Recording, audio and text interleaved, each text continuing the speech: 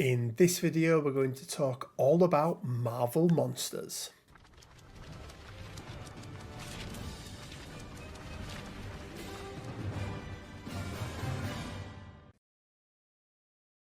Hey guys, Rich from Rich Big Gaming. Hope everyone is doing fantastically well. Welcome to this, my return video.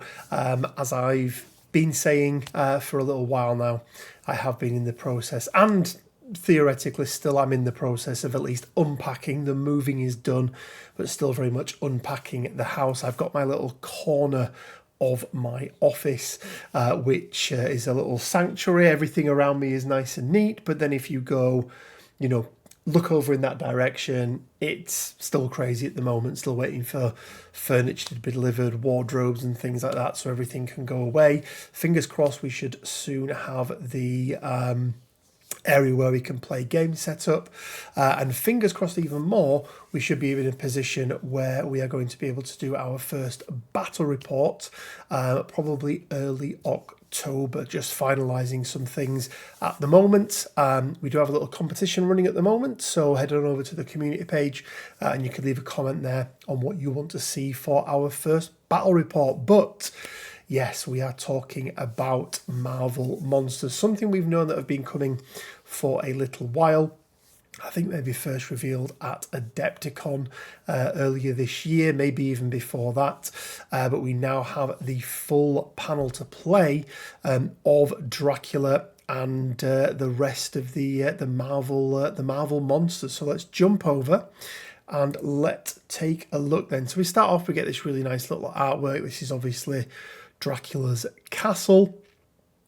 There's some extra little bits in here as well. These look like some of Dracula's minions that they are fighting, but that's quite nice.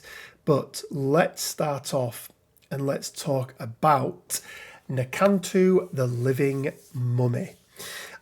So he's going to be a 4/4, so very low energy defense, but very, very high physical and mystic defense, especially for a 3-cost. So he is a 3-cost. Going to have 5 stamina on his front, size 2, medium move, and I believe, let me just scroll down and see if there is pictures of them all. It doesn't look like there is, but can we see if there are?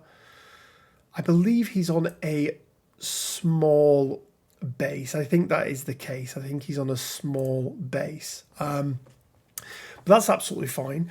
Let's take a look at what he's going to do. Starting off, we've got his builder, which is going to be physical. Swarilli Strike, range 2, strength 5, power equal to damage dealt. But on a wild, if the target character is size 3 or less, you get to push them away short. And on a wild and a hit, after the attack is resolved for the mummy's curse, the target gains the Hex special condition. That's quite nice. For a 3-cost, that's a fairly strong builder. Now you are relying on the kickers of getting the triggers on there, but still very, very good indeed. And then we've got a Mystic Spender, which is going to be Sever Soul. Range 4, strength 6, cost 2. And after the attack is resolved, if damage was dealt, this character gains a captured soul token. Interesting, we've seen them turn up before. One of the character has captured souls, and that is Hela. Let's see if what he does with them and if it's anything similar. So he's got one active ability, which is going to be, or one active superpower, sorry, which is going to be Living Death. It's going to cost 0. This character may spend any number of captured soul tokens. For each captured soul token spent, this character may remove 1 special condition from itself, remove 1 damage from itself, or gain 1 power. Okay, so that's the first use of his captured soul tokens. First of all, that's pretty darn good. So being able to remove a special condition, a damage, or gain a power. So you can choose one of them, right? You can't get to do You can't get to do all of them, but that's pretty darn good. So then for his reactive superpower, we've got Undead Empowerment. This is going to be 0 cost again. While this character is attacking at the end of the modified dice step, it may use this superpower. Spend 1 or more captured soul tokens. For each captured soul token spent in this way, this character may count 1 failure result in its roll as a wild for the remainder of the attack roll. Very interesting.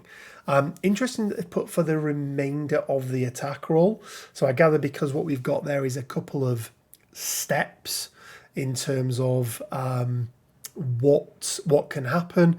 So it's not just counting them for the push or the mummy's curse, it's also counting them for damage as well. So yeah, that's pretty nice. That's going to make achieving those triggers on Swirly Strike that much easier, which I think is really nice. Then we've got an innate ability, Alchemical Curse of Nephros. When this character would suffer damage, reduce the amount of damage suffered by 1 to a minimum of 1. Perfectly fine, we've seen it before. Anubis Soul Harvester. When another character is dazed or KO'd, this character gains a captured soul token. This character may have a maximum of 3 captured soul tokens at any time. So this works, I think, exactly the same way as Hella's.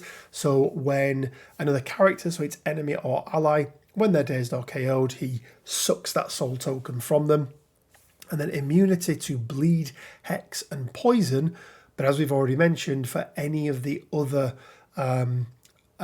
conditions that you get, he can use living death to just remove that from himself. Yeah, I mean, so far so good. Pretty okay. Sort of fair to good, I would say. 3-threat character. Let's go down and have a little look and see what changes, because I've got a sneaking suspicion that at least a couple of things may change. So he does remain 4/2/4 and he does stay 5 stamina. 10 stamina pool, even with the damage reduction in a world of 15 threat, Asgard and other big hitters. 5 stamina is, yeah, it's a little rough, but we'll see what else he's got. So everything's remaining the same, nothing changes there. But as I thought, oh no, so he doesn't use them for the same things as Hela. So he has no come back from death technique. It is purely just for the dice manipulation and also to remove damage and things. So yeah, okay. It's nice. We're seeing a lot more of these characters that have got their own currency, if you like, in the game, and I'm absolutely fine with that. I think that's absolutely fine. And yeah, I do like it. I really do like it. We did also get to see the service to Anubis. So let's have a quick look and see what this does. This is going to be the card that comes with him. So he's tapped his card. We've got service to Anubis. Soulstorm. Range A, 0 strength, 0 cost. So let's see what's going on here. The range of this attack is equal to the number of captured soul tokens this character has. Okay, so it's anywhere from a range 1 up to a range 3, but you do need a captured soul token to be able to use this, because if you've got 0, then it's not doing anything. Add dice to each attack roll made as part of this attack equal to the amount of power spent to play this card. Okay, that's nice. That makes sense. So you bumped upon power, then yeah, you get to do a fairly big attack. After all attacks are resolved from this area attack, remove all captured soul tokens from this character. Okay, so this is interesting. So you don't spend the soul tokens. There's a couple of timing things here. So you don't spend the soul tokens and you lose them all at the end. So if he does do a big attack and he dazes 3 people, let's just say, you don't get to... Or would you? Yes, because there is going to be... Let's have a look. Let's just go back up again. So yeah, okay. So what I'm going to assume happens with this is the moment you declare you're using this card, let's just go down and check there's nothing else here. Yeah, okay. And you need to spend at least 2 power for it, which is fine. You're never going to spend less than probably 4 or 5. So this is quite an interesting card because there's a lot of different things here.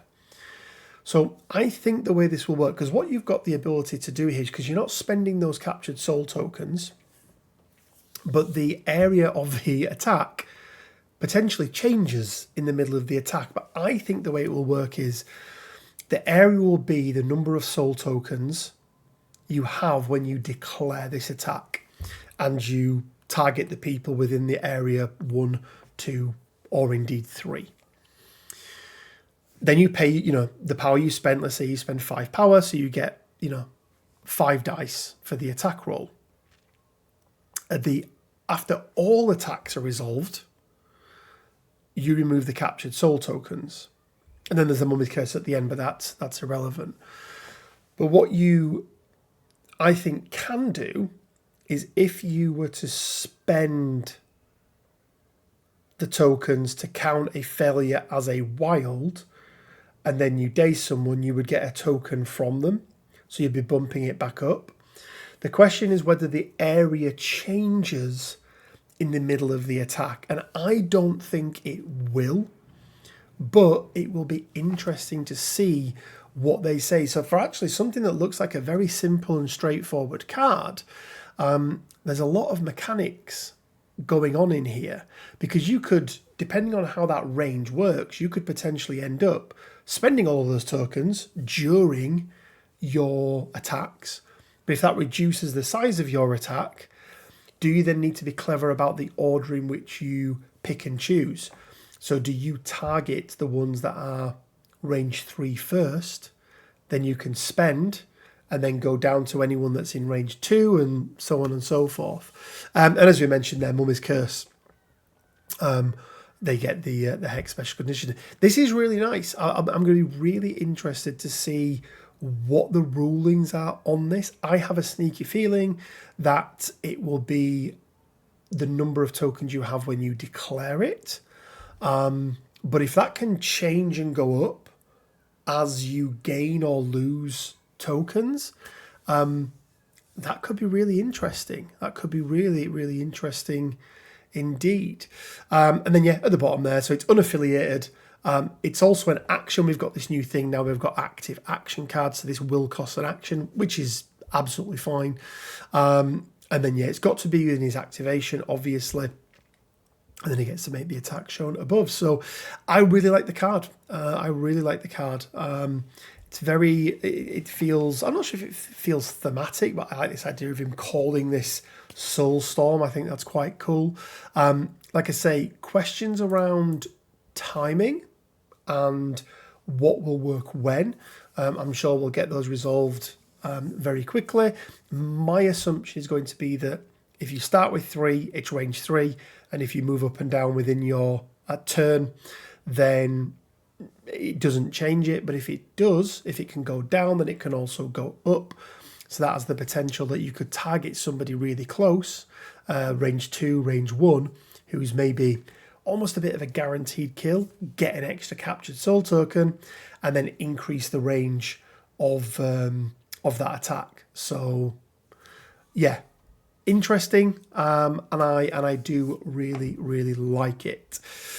Okay, let's move on to the other character that we haven't yet seen, which is going to be Frankensteins Monster, aka Adam. He's going to be a 4/3/3. He's going to have 7 stamina on his front. He's going to be a 4 threat, size 3, medium move, and I believe he's on a medium base. So medium base, medium move is quite nice.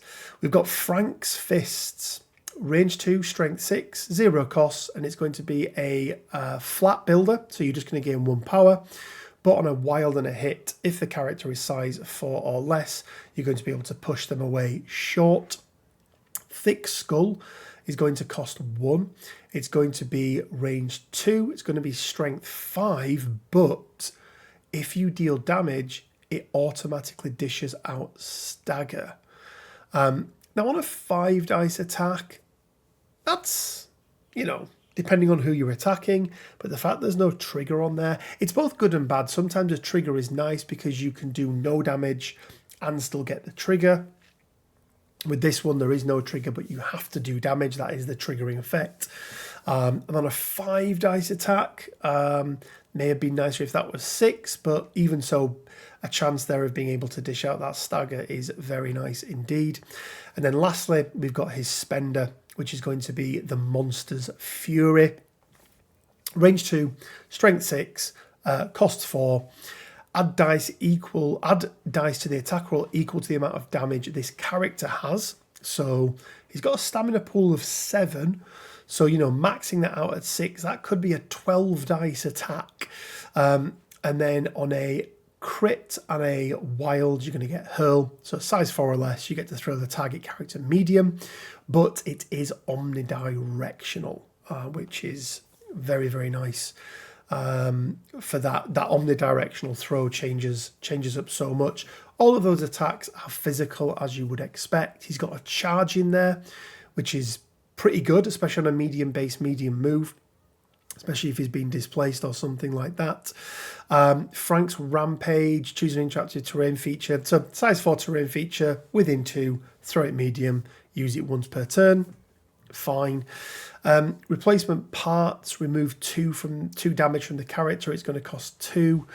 And then lastly, we've got immunity shock. So this guy's a bit of a brawler, and I like these sorts of characters.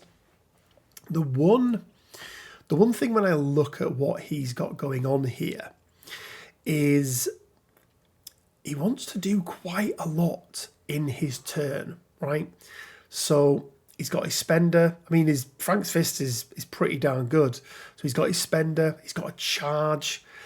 He's got his throw. He's got replacement parts. But he's limited to only being able to generate 1 power from that Frank's Fist. And I think this is going to be something that could cause a little bit of a problem for him. Just because of that power generation. I think he's going to struggle a little bit with that. He's also immune to shock, which is quite nice. Being immune to anything is good. I gather the fact he was electrocuted to be brought to life by lightning probably means that, and I don't know if that's the same for Adam in Marvel Comics as it is in the original, was it Mary Shelley's Frankenstein, I think. But yeah, look, solid kit. Power generation, I think, could be a little bit of a problem for him. And we've seen this with other characters where it can be a little bit troublesome. But let's go down and look at the other side of his card.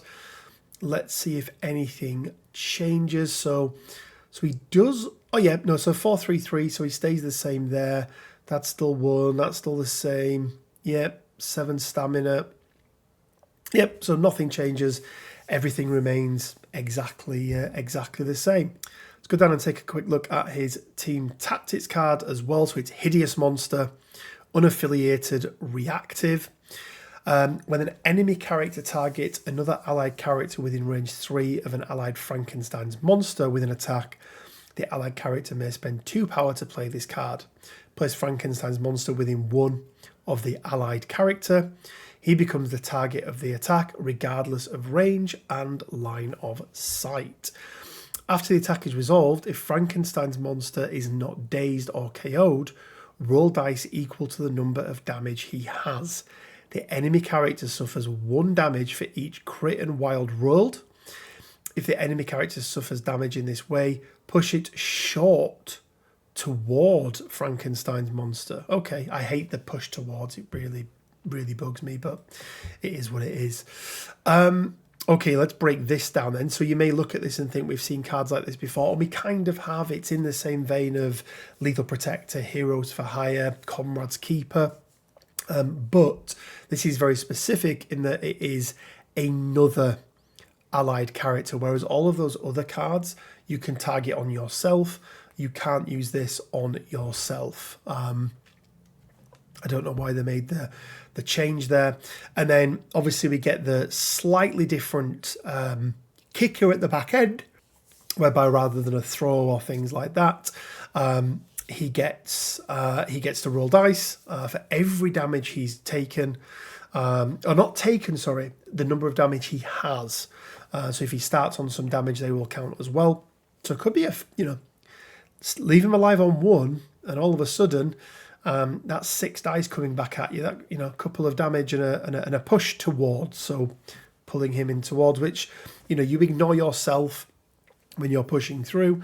So could very, very easily get them displaced or something like that. With angles and things, it works well. It's a nice card. I think it's a card you probably are going to take with Frankensteins Monster. Most of these cards generally see play.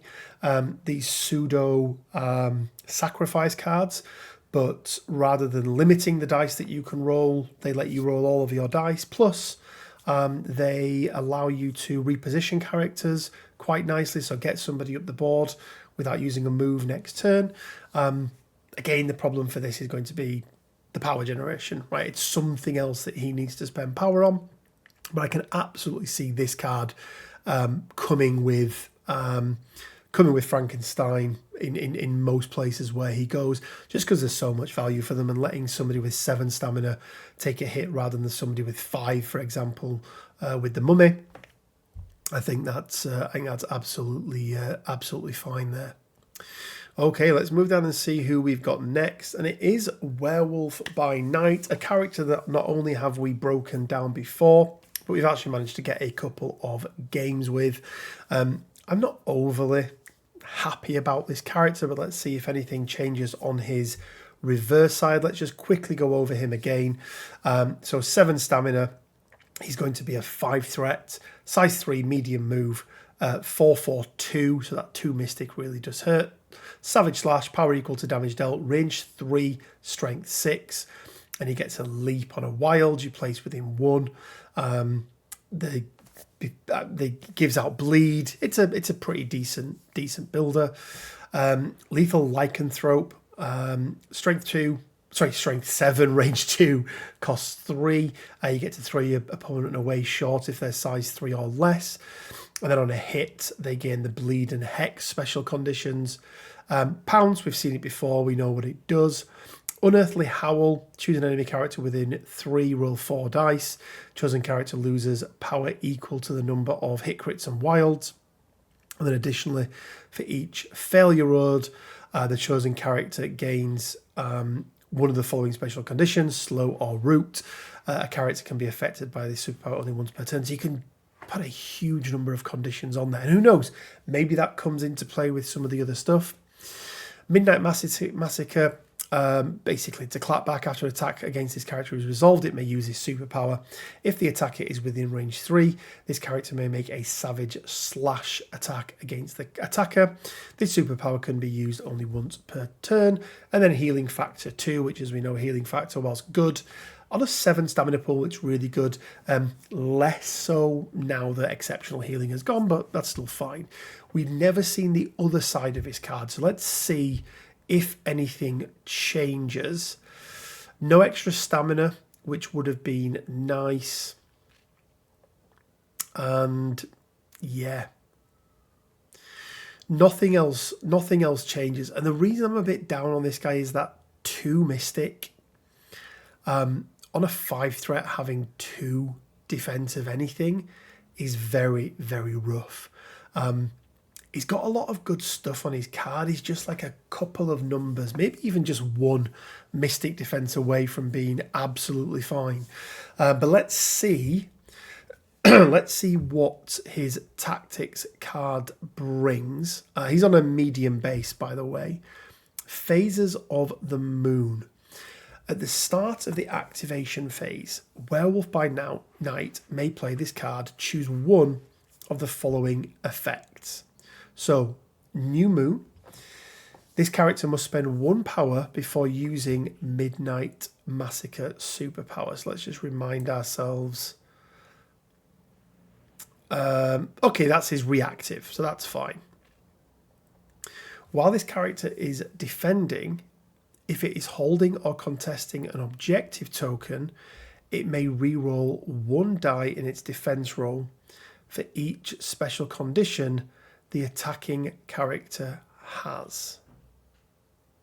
Okay. That's, I mean, you know,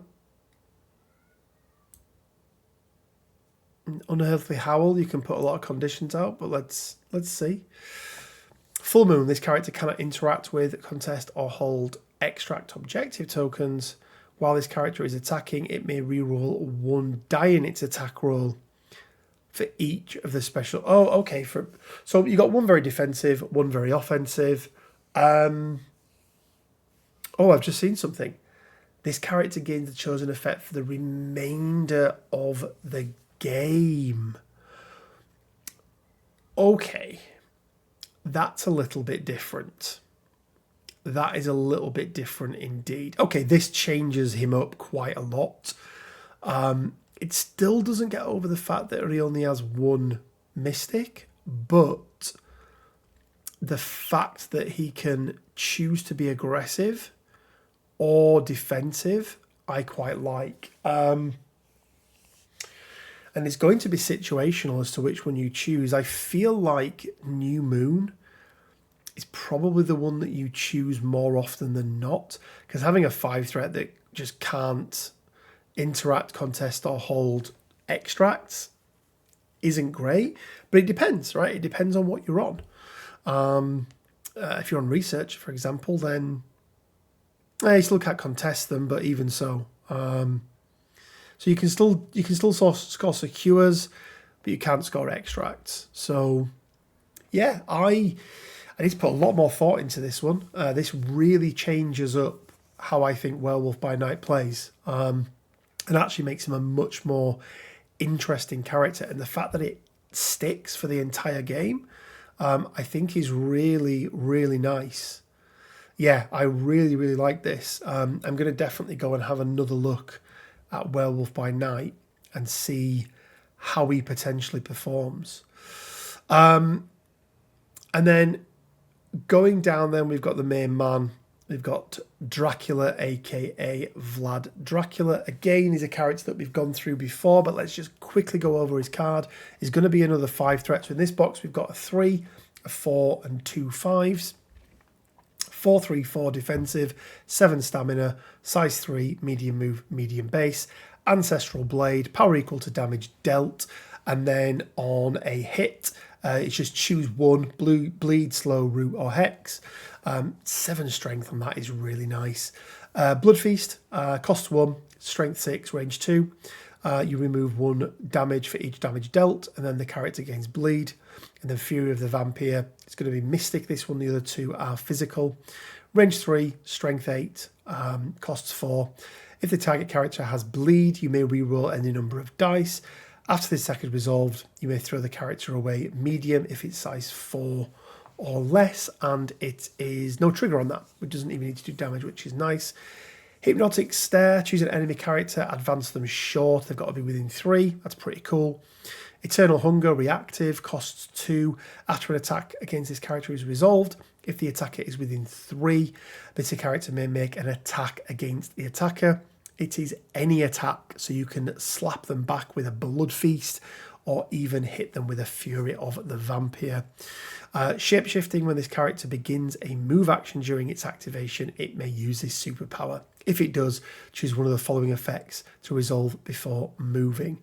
You become a bat and you get flight, you become a wolf and you get a long move, and you become mist, you drop all objectives and remove all special conditions and 2 damage. For 1 power, this is just crazy. I love this mechanic.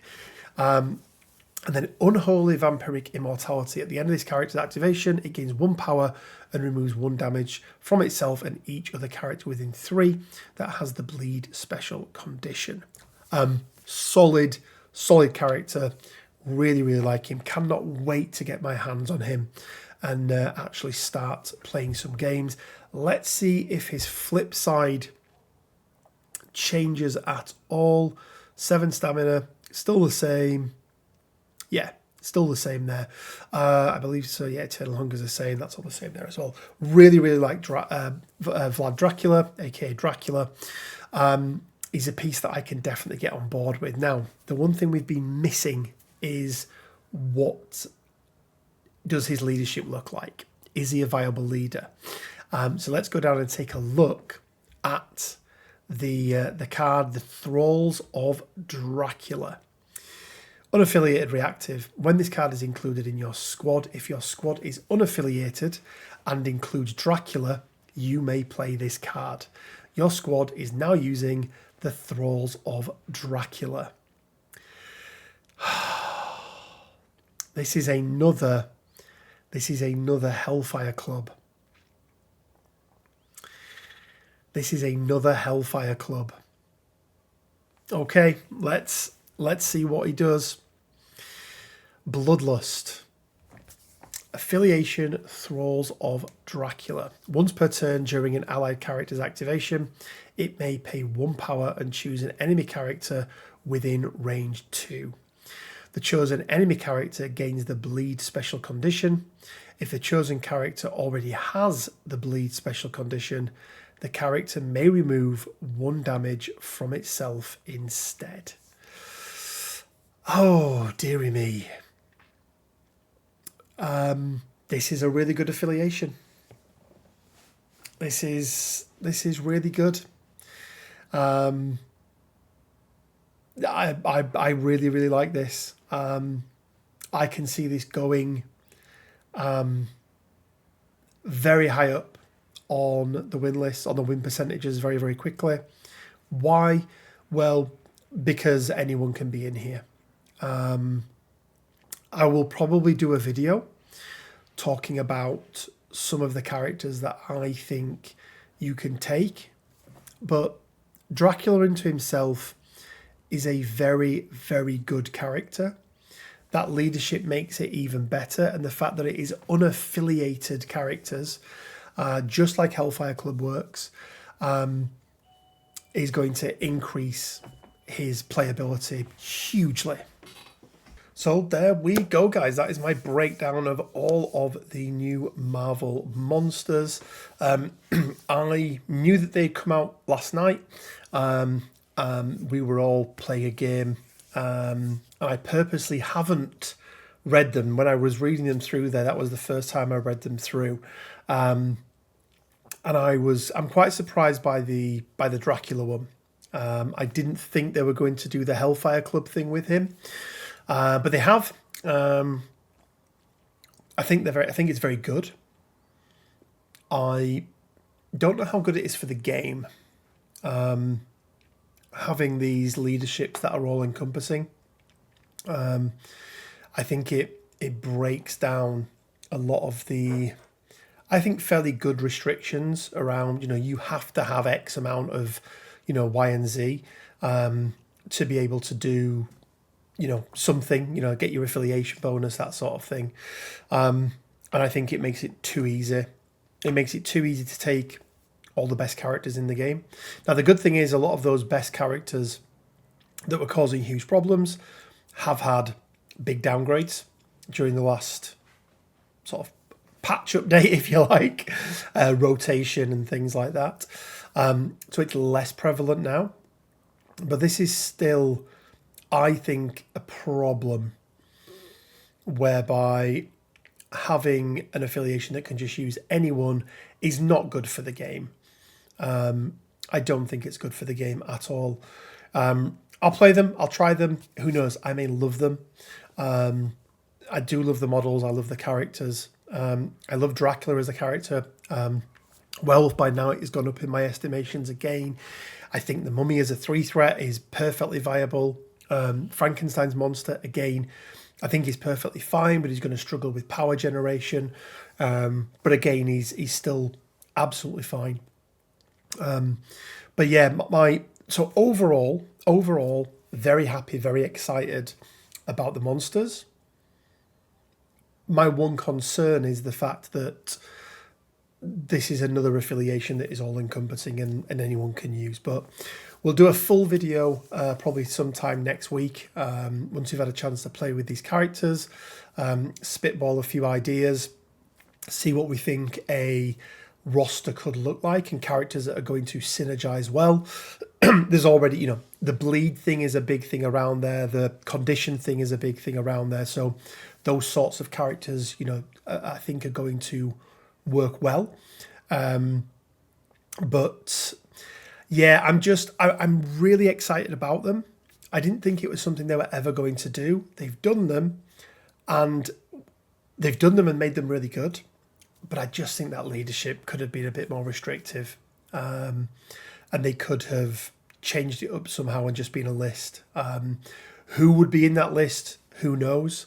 You know, maybe because it is a thrall of Dracula, it could have been that it couldn't be anyone that was a higher threat level than him or something like that. Something that at least restricts the characters that can be taken to be considered in affiliation.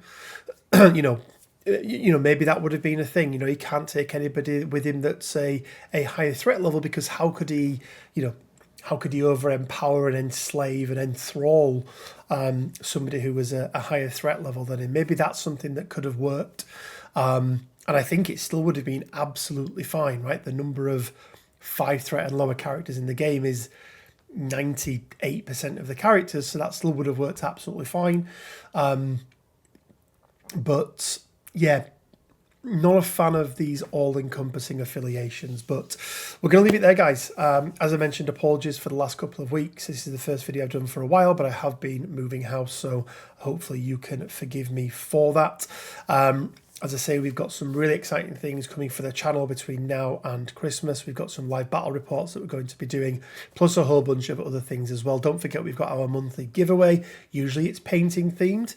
This week, or this month even, for the month of September, it is around you guys suggesting battle reports. I will pick one, and the one that I pick will win themselves a $25 Amazon gift card.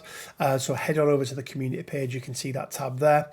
We're going to leave it there, guys. Huge shout out to Leodis Games, the sponsor of the channel.